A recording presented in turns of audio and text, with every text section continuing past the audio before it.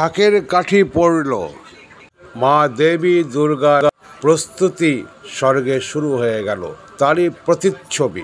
বসুন্ধরায় আসার পূর্বেই বৈদ্যবাটি পৌর এলাকার ৮ নম্বর ওয়ার্ডের বড়পুকুর দ্বার সার্বজনীন দুর্গোৎসব কমিটির প্রথম পর্বে ছিল খুঁটি পুজো এবং তারপরই শুরু হয়ে গেল মণ্ডপের ভেতর কাঠামো তৈরি এবং মাটি লেপন। আপনারা দেখছেন এখন নজর ইএনসি বাংলার চ্যানেল থেকে সেই প্রত্যক্ষ দৃশ্য।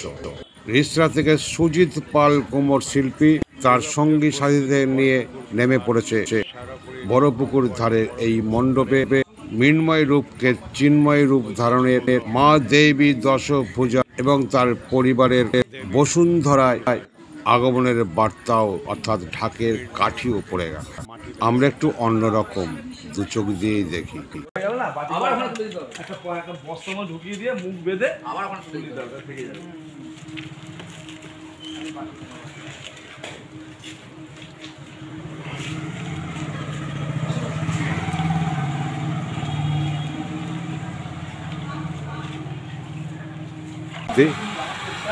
শুরু হয়ে গেল।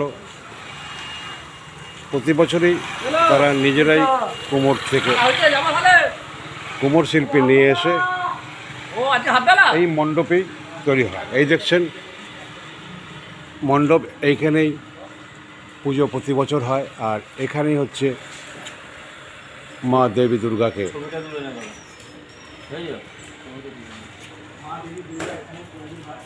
এখানেই তৈরি হচ্ছে এবং প্রতি বছরই এখানেই তৈরি হয়। তার দৃশ্য আপনারা দেখছেন। এই দেখুন মাটিকে ঠিক প্রসেসিংয়ে নিয়ে আসছে। আপনার নাম? আকাশ কি মল্লিক। আচ্ছা, আপনি সিংহের ওপর মাটি লেপন করছেন, আপনার নাম? অরুণ মোদি। দাদাভাই, এটা এই গণেশ ঠাকুর? আচ্ছা, আপনার নাম? আমার নাম সুরজিৎ পাল। আপনি কতদিন ধরে এই শিল্পের এতে আছেন? 22 বছর। হ্যাঁ, নামটা আরেকবার বলুন। সুরজিৎ কি? সুরজিৎ পাল। আচ্ছা, আপনি প্রধান শিল্পী? সুরজিৎ পালের শিল্প নৈপুণ্যের দৃশ্য আপনারা দেখছেন। এই শুধু সবে শুরু হয়েছে, আমরা পরপর আপনাদের দেখাবো এর পরবর্তী স্টেপে। তারপর মায়ের চক্ষুদান, দেরি আছে এখনও, সবে শুরু হয়েছে।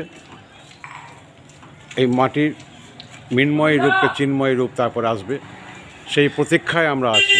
এখন চ্যানেল ইএনসি বাংলা থেকে আমি ডাক্তার সঞ্জয় সেন আপনাদের সামনে।